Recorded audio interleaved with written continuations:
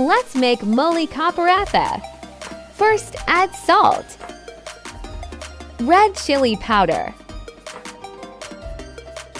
dried coriander, green chili, fresh coriander. Mix. Make to dough balls and roll them small. Put your mixture and put your second dough on top. Now roll it bigger and put it in pan.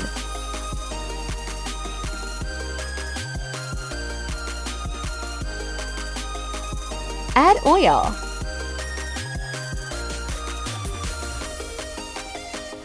Tasty.